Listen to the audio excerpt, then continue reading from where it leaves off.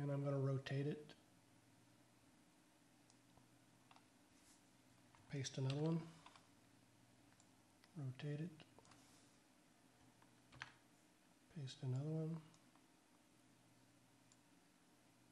and rotate it.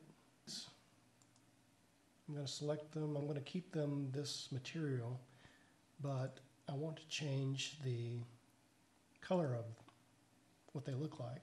So I'm going to double click on the cube, on the material, and I'm going to go into the glowing part. And actually I want to turn up the glowing intensity as well.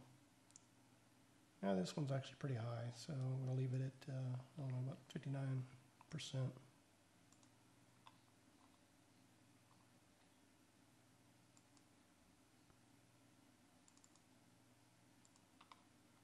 And I'm going to change this color, give it a darker color of the green.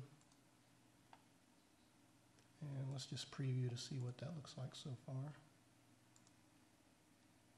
So you can see that pretty clearly. I'm going to go to the next one and do the same thing. Change the color. Let's go to red this time, just for some contrast.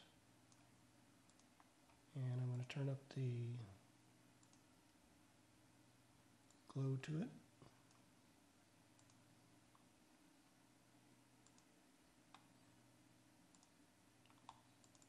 And same thing for the next one. And as you can see there, we're already getting quite an interesting effect and a nice kind of reflection on the water. But we may not want that exact position, so what I'm going to do is I'm going to select our two spheres difference as well as all the cubes, right click on them, and I'm going to group them together. And of course that way when we move that group, we're moving everything there. I actually want to move it away from the camera a little bit so we can see it better. And you always like to come back and name your objects. Just going to call this Alien Craft.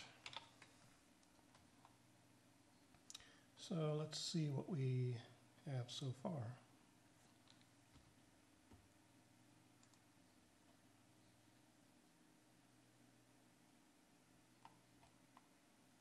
A little bit too much glow there, but anyway, you can get the idea what it looks like.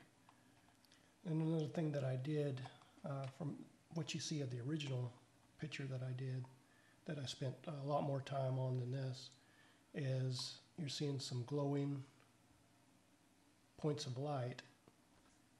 And let me hit F7 to get back to the 4 view. I just went over to the lights. I picked a point of light and just kind of placed it in front of the craft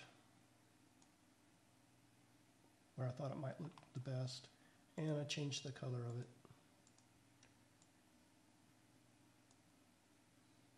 And played around with the power of the light as well to get the right effect. And I used 3 of them, moving them along here.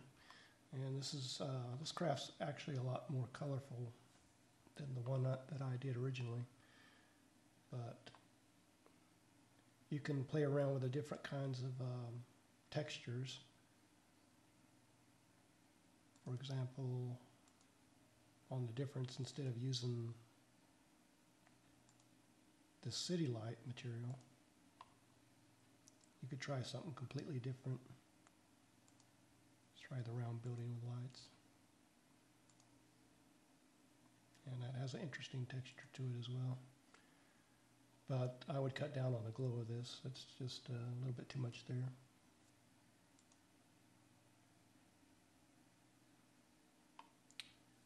And then you, like I say, you can kind of play with the horizon settings there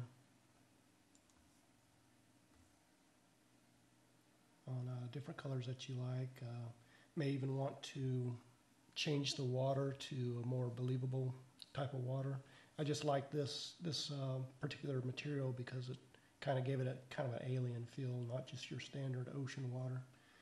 And of course the stars here need to be tweaked and everything, but that's the general idea.